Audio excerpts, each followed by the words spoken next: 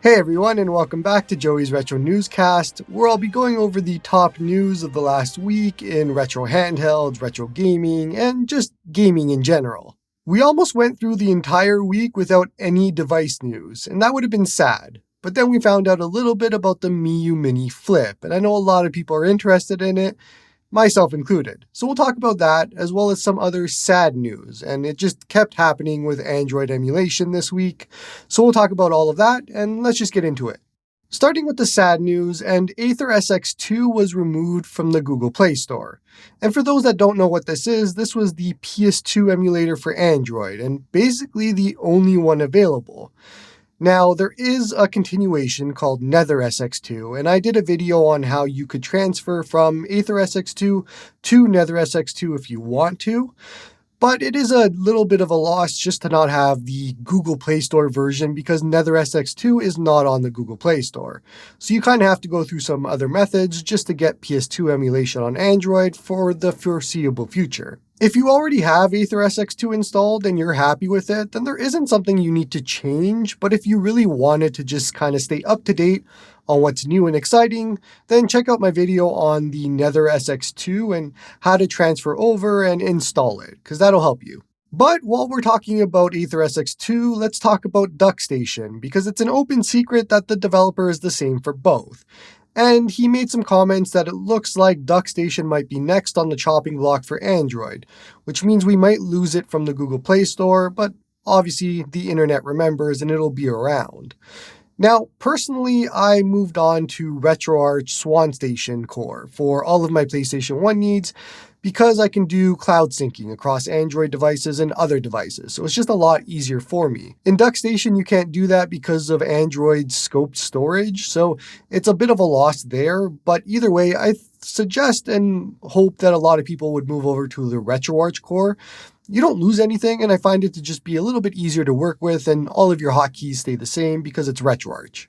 But if you're somebody who really likes Duckstation on the Google Play Store, then maybe just start preparing now for the inevitable removal of it from the Google Play Store by the developer. Continuing on in PlayStation emulator news, there was a rumor that floated around that PCSX2 developers were working with Sony on developing PlayStation 2 games for the PS5. This was quickly shot down by PCSX2 on Twitter and stated that there was two previous developers that do and currently do work for Sony on developing PS2 games for PS5, but there is no connection to PCSX2 anymore. Now, personally, this is pretty cool because I do want to see some more PS2 games on modern consoles like the PS5. I don't know what that's going to look like, if they're going to hide it behind their subscription service or sell them separately as downloads, but I guess we'll find out soon or at some point in the future, hopefully soon. Last on our PlayStation news for emulators, and I promise this is the last one, there is a new PS4 emulator called PS Off, and it was just released on GitHub, and I think that's a pretty great name. Now, obviously, there is a whole bunch of PS4 emulators right now, and this one isn't any different. It's not coming out and saying that every game is playable or the games that you want to play are playable, but it did show a few that are booting and playing, but obviously they're 2D indies and things like that. So, gonna have to wait a little bit longer for any playable PlayStation 4 games that are exclusives and 3D and all of that sort of thing, but it's cool to see some more options available in the space, and we'll see what happens in a few years with who's left standing. In the first of Joey was right news, Lime 3DS announced that they're not actually a developer, and the only reason they created Lime 3DS on GitHub was to save Citra. This ties back to my previous video where I stated that you should just be very careful with the forks that you're preparing to look into for replacements for Citra and Yuzu. This is just the perfect example of it, because I had people in my comments last week saying that Lime 3DS was a natural successor and that there was proper devs behind it. But as we find out, there is actually no developer behind it, and they kind of just made it up. So again, be very, very careful in your pursuit of replacements for Citra and Yuzu. Personally, once again, I suggest just using the actual ones because nothing is going to surpass it for a little bit longer. And when it does, you're going to know because we'll all be reporting on it. So just be careful out there. And continuing that thought, Suyu, which is a replacement for Yuzu and just another one of these types of forks, decided it would be a great idea to do an interview with Ars Technica on how they're going to be circumventing what Yuzu did to avoid Nintendo's wrath. Look, okay, if you're going to go down this road, if you just watched Yuzu get a settlement of $2.4 million for Nintendo, and your first thought is, how do we make our project more popular and more well-known? Maybe we should do an interview with Ars Technica. And then in that interview, talk about how you think you're going to get around what Yuzu did and still have your GitHub up with the ways that you currently are doing the same thing as Yuzu. I think that's a bad idea in every way, shape, or form. Why would you even do that? This just reeks of, I don't want to be overly harsh on this, but it reeks of just immaturity and lack of knowledge. And if you read the article, it comes through in that as well. And I highly suggest you read the article because it kind of ties back once again to my overall thoughts of just stop looking at forks for a little bit, because this is going to keep happening. And I guarantee you this is going to get shut down very, very quickly in some way, shape, or form. Nintendo's going to do it. Somebody else is going to do it. Or this is just going to die because they don't have the right developers to actually do it. But if I was an actual talented developer, the last thing that I would want to do is go onto a project that is trying to talk to websites and do interviews and make their name so much more known than even Yuzu was. It's just a disaster in the making. So be very careful. And that's kind of my advice, is just maybe stick away from it for right now. Once again, just stick to the normal Yuzu that already exists and see what happens when the dust settles on all of this. Last in our emulator news, I want to share a fix for PPSSPP and if you're using CHD files. Now, I came across this myself when I was booting up PPSSPP on Android, and it gave me an error that said I had a bad ROM and to use create DVD for CHD files.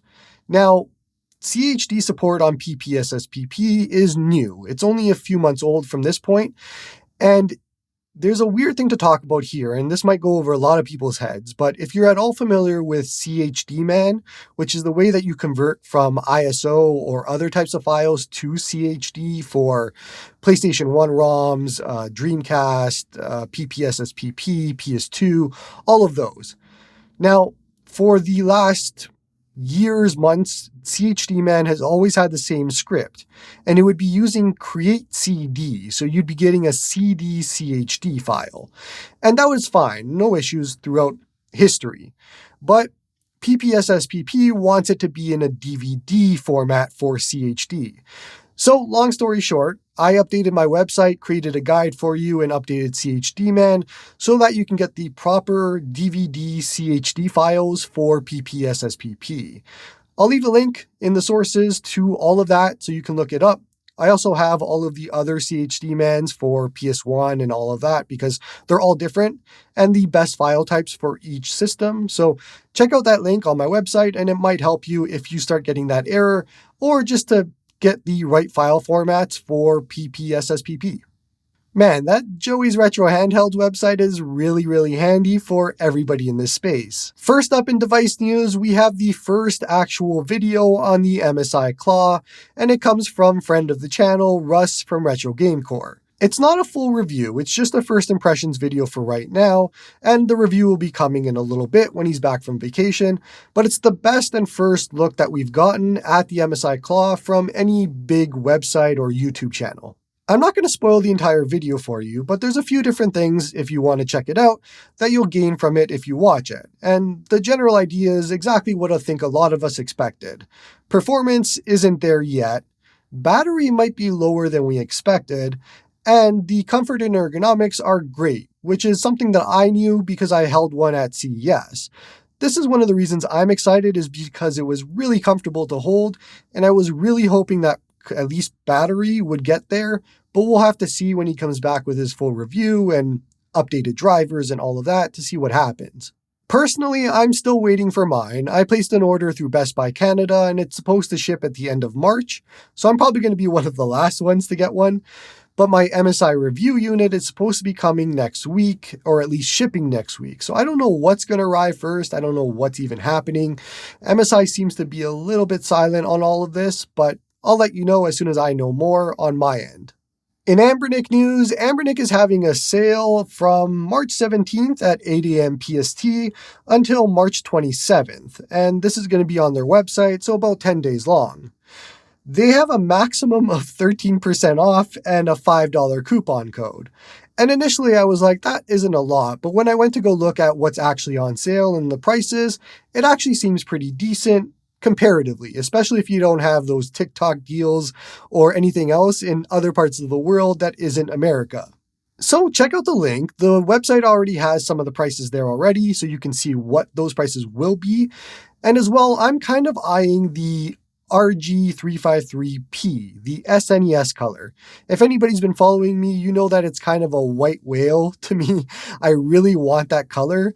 And so I might be picking that up, even though it's a bit more expensive than it should be in 2024 and all of that. But it's more of a I really want it scenario. But check out the link and see if there's anything that catches your eye. Saving the best device news for last, and it's the reveal or the show of the Miyoo Mini Flip. We actually got a video, not just a picture, of the Miyoo Mini Flip in action. And when I say in action, it's kind of just browsing through the Miyoo menus and settings and all of that. So you don't see any actual gameplay or really anything else, but you see the actual handheld and what it looks like, and you get a good idea of what it could be. There's still no word on the internals, a lot of speculation that it's an RK3566, but these are all guesses. We don't know what it is. It does look like the screen is a 4:3 screen as well, so sticking with that same aspect ratio. But the color scheme is really cool. There's a black and it's got green buttons, and it's got green buttons on the side as well, and it's got different colors on it. So it looks actually surprisingly good. I don't know what other colors they're going to have, or if maybe this is just a development color. We don't know. But looking at the actual device, the buttons, the sticks, all of that, and it's kind of the same thing as a lot of us expected. The sticks are probably not going to be usable, especially in the place that they're at. Imagine a Game Boy Advance SP with some sticks at the bottom. That's what this looks like. And I don't think they'll be usable, so I think most of us will probably just be using the D-pad and the buttons. Now, the D-pad doesn't look like the normal Miyoo D-pad, and that's a bit unfortunate to me. I'm really hoping that when I get it in my hands, it has that same sort of feel, but if you go by the actual video and what this looks like, it looks like it's completely different. So it's not going to be the same Miyoo D-pad that we all love and expect. Just keep that in mind. One other interesting thing is it looks like it might actually have 2 SD card slots, unless I'm not seeing it properly, because it looks like the same design on both sides of the Miyoo Flip. One side has the SD card slot and you can see it clearly, but because of how he held the camera, you can't see the other side, but you can see the design. So it might actually look like there's 2 SD card slots, but we'll know more in the future. Otherwise, there's inline shoulder buttons, the operating system looks to be the same as the stock Miyoo, and all that sort of thing. But you should check out the video if you're interested in it. It's a very short video anyways, so just give it a look and see what the actual device looks like so you have an idea. According to where this came from, they're in the final testings of this, so we should know pretty soon what the pricing is, what the release date is, and all of that. Personally, I don't think we'll see it in March, probably in April, but that's just a guess on my part. I don't know and nobody knows. We don't have an actual firm date of any sort. So keep an eye out and I'll let you know, of course, as soon as I hear more. If this weekly report helps you, don't forget to like and sub. It helps the channel grow. Let's start off with some game news now, and Unicorn Overlord has sold out physical copies in Japan, and that's pretty awesome to see. For those that didn't tune in last week, Unicorn Overlord is a strategy RPG, although it's more of a real-time strategy RPG as I've played it, and it's developed by Vanillaware and published by Atlas. I've played a little bit so far, and it's actually really fun. So if you're interested in strategy RPGs and real-time strategy games, then maybe check it out. It has a really cool art style, seems to have a decent story, and the gameplay is really fun. So check it out. But in weird connected news, Yasumi Matsuno of Final Fantasy Tactics and Tactics Ogre fame, he was the director on both of them, stated that he wants people to buy this game to show support for strategy RPGs in hopes that we can get a remake of Final Fantasy Tactics. Personally, that's a little bit of a weird comparison. Final Fantasy Tactics on its own is a massive name. A lot of people know it, a lot of people love it, and there's a history there. So if you're looking at remaking Final Fantasy Tactics, you know what you're getting into.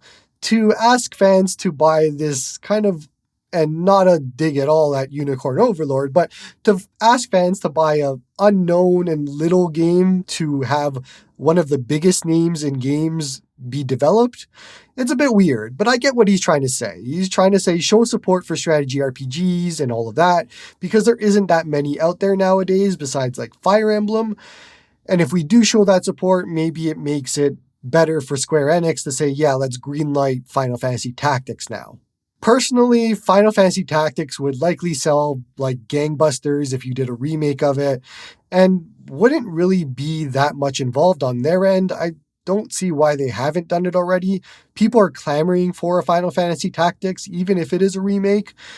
But I'm not Square Enix, and I don't know what the behind-the-scenes things are there, but just do it. Just do it. In sale news, the Steam Spring Sale has begun.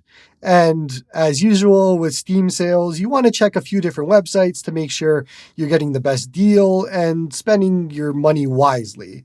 Two websites that I recommend are gg.deals and isthereanydeals.com. And both of them will aggregate different websites and check prices and basically just tell you if it's the best deal, if there's been a better deal, and basically how to spend your money wisely.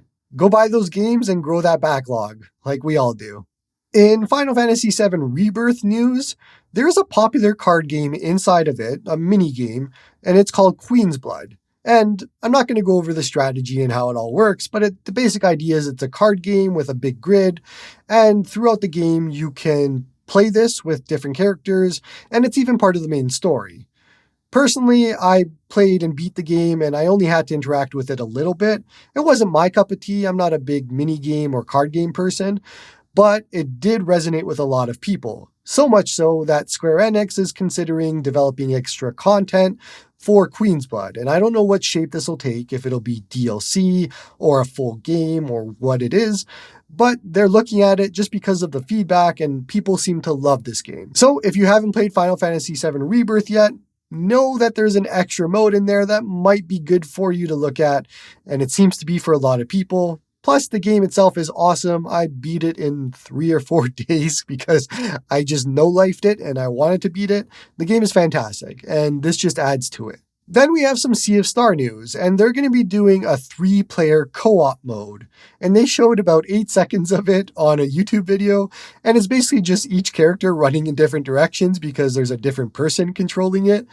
But the general idea is it's going to be 3-player co-op, and that's all we know. So start now in trying to find 2 friends to play with, because you can soon play Sea of Stars in 3-player. Last news of the day, and March 10th was Mario Day. So we had a few different Mario-related announcements, and you're going to hear Mario a few times in this video, and I might say Mario by accident because I've always have said that for the many, many years that I've been alive, and I know it's wrong, but it's just for some reason one of those quirks that I say Mario instead of Mario. But let's talk about the news. A new Mario movie is scheduled for April 3rd, 2026. And that news doesn't do anything for anybody besides knowing that a Mario movie is coming, because 2 years away, am I supposed to mark my calendar down? I don't know. It's so weird when they do this. But either way, there's another Mario movie coming, as if that was unexpected by how much the first one sold. But in closer news and more game news, Paper Mario Thousand Year Door, the remake, remaster, whatever you want to call it, is coming to Switch on May 23rd. So keep an eye out for that. And this isn't just a remaster. They're actually adding new content. There's updated assets and all that sort of thing. So it's a bit more than just a remaster. Then we have Luigi's Mansion 2 HD coming to Switch on June 27th, 2024. And lastly, we have some news on some Switch Online games being added, which are Dr. Mario, Mario Golf, and Mario Tennis, and they're all already available as of this video, so check them out on the Switch if you have access to Switch Online. I was kind of hoping or expecting some sort of Mario Odyssey 2 announcement or continuation, but I know that's going to be coming when they release a little bit more information on the Switch 2, so they're probably just holding it back for that. By the way, did I miss a topic that you want to talk about this week? The top comment with the words newscast topic will be featured on next week's show, so write those comments out. That's all from me, Istanbul.